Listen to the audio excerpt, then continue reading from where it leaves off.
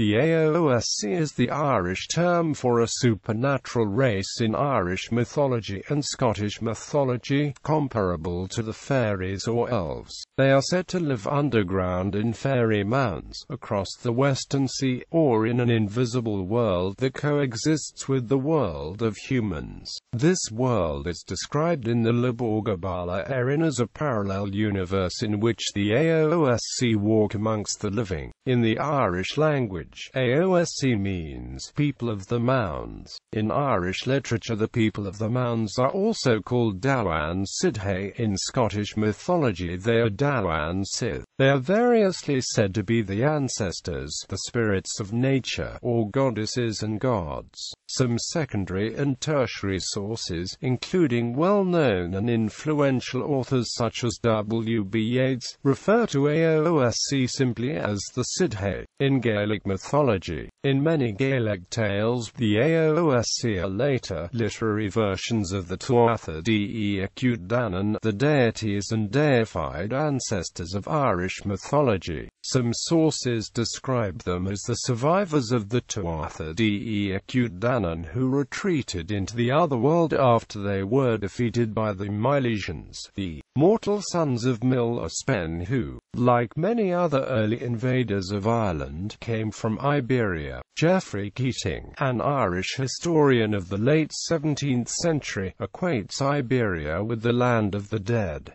In Gaelic folklore, in folk belief and practice, the Aos Sí are often appeased with offerings, and care is taken to avoid angering or insulting them. Often they are not named directly, but rather spoken of as the good neighbors, the fair folk, or simply the folk. The most common names for them, Aos Sí, Aos-They, humans-They and humans, mean, literally, people of the mounds. The Aos Sí are generally described as stunningly beautiful, though they can also be terrible and hideous.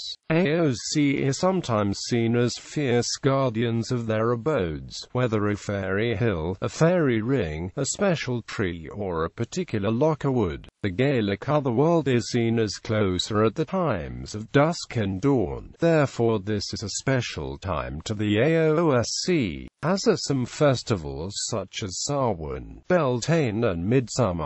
The Sidhe, abodes of the Aos-They. The Sidhe are the hills or tumuli that dot the Irish landscape. In modern Irish the word is sí, in Scottish Gaelic, Sith, and Old Irish Side, and the singular is Sid. In a number of later English language texts, the word Sidhe is incorrectly used both for the mounds and the people of the mounds. However, Sidh in older texts refers specifically to the palaces, courts, halls or residences of the ghostly beings that, according to Gaelic mythology, inhabit them. As part of the terms of the surrender to the Milesians, the Tuatha-Dé acute Danann agreed to retreat and dwell underground. In some later poetry, each tribe of the Tuatha-Dé acute Danann was given its own mound. The fact that many of these Sidhe have been found to be ancient burial mounds has contributed to the theory that the Aos Sí were the pre-Celtic occupants of Ireland. The Book of Invasions, the Annals of the Four Masters, and oral history support this view. Others present these stories as mythology deriving from Greek cultural influence, deriving arguments mainly from Hesiod's works and Days, which portrays the basic moral foundation and plantation techniques of the citizens of Greece and describes the races of men created by the Greek deities. However, these views have been deemed unlikely, and the so-called influence can be reasonably explained by the similar moral foundations stemming from the two cultures' Indo-European background. The story of the Aos-They is found all over Scotland and Ireland. Many tales referring to how the Norse invaders drove Scottish inhabitants underground to live in the hills. This part of the legend contributes to the changeling myth in West European folklore.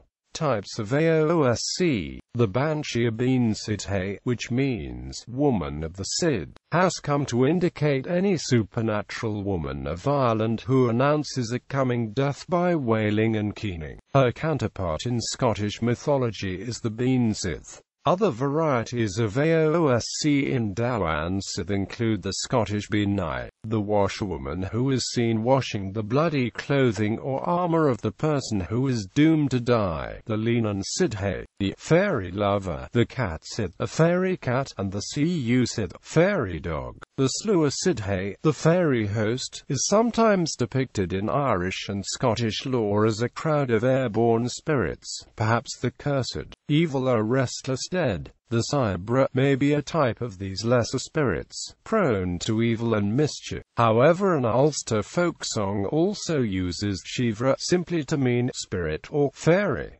List Creative C. Creative C is Irish for the fairy faith, a collection of beliefs and practices observed by those who wish to keep good relationships with the Aos Sí and avoid angering them. The custom of offering milk and traditional foods, such as baked goods, apples or berries, to the Aos Sí have survived through the Christian era into the present day in parts of Ireland, Scotland and the diaspora. Those who maintain some degree of belief in the Aos Sí also are aware to leave the sacred places alone and protect them from damage through road or housing construction.